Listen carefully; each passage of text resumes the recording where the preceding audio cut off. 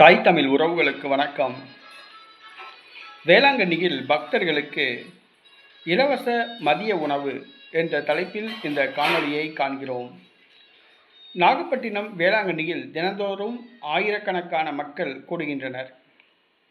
ஒரு மிகப்பெரிய சுற்றுலா ஸ்தலமாக விளங்குகிறது. அன்னை மரியாளை தரிசிக்க வருகின்றனர். அன்னை மரியாளின் ஆசீர்வாதத்தை பெற்றுச் செல்கின்றனர். ஆனால் இங்கே பல ஏழை மக்கள் வருகின்றனர், நடுத்தர மக்கள் வருகின்றனர்.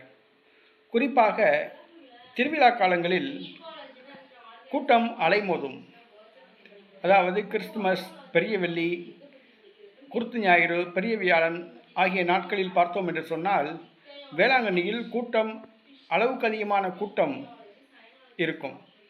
நானே ஒரு முறை பெரிய வெள்ளிக்கிழமை அன்று வேளாங்கண்ணி சென்றிருந்தேன்.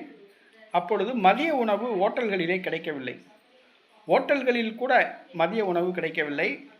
ஓட்டல்கள் வேளாங்கண்ணியில் குறைவாக உள்ளன. கூட்டம் அதிகமான அந்த நாட்களில் அவர்களால் உணவு வழங்க முடியவில்லை. இந்த சூழ்நிலையில் வேளாங்கண்ணிக்கு வரும் பக்தர்களின் வசதிக்காக பேராலயமானது தனியாக ஒரு உணவு கூடத்தை ஏற்பாடு செய்து இலவச மதிய உணவு வழங்கி வந்தது.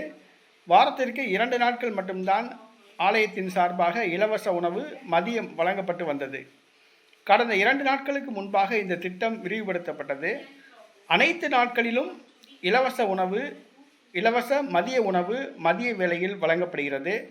வேளாங்கண்ணி பேராலயத்துக்கு அருகிலேயே கட்டப்பட்டுள்ள ஒரு உணவு கூடம். அந்த உணவு கூடத்தில் மதியம் மட்டும் இலவச உணவு வழங்கப்படுகிறது. பக்தர்கள் யார் வேண்டுமானாலும் போய் சாப்பிடலாம். இலவச மதிய உணவு வழங்கப்படுகிறது. இதற்காக நிர்வாகத்திற்கு அதிகமான செலவாகும். அவர்கள் செலவை பொருட்படுத்தாது பக்தர்களுடைய வசதிக்காக இதை செய்துள்ளனர். ஆகவே வேளாங்கண்ணிக்கு செல்பவர்கள் இந்த வாய்ப்பை பயன்படுத்தி கொள்ளும்படி கேட்டுக்கொள்கிறோம். வசதி படைத்தவர்கள், நடுத்தர வர்க்கத்தை சார்ந்தவர்கள் உணவகங்களில் உணவு உண்ணலாம். ஏழை எளிய மக்கள் இந்த மதிய இலவச உணவை வாங்கி சாப்பிட்டு செல்லும்படி கேட்டுக்கொள்கிறோம். இது பக்தர்களின் வசதிக்காக ஏற்படுத்தப்பட்டுள்ள இந்த தகவல்களை தங்களுடன் பகிர்கின்றோம்.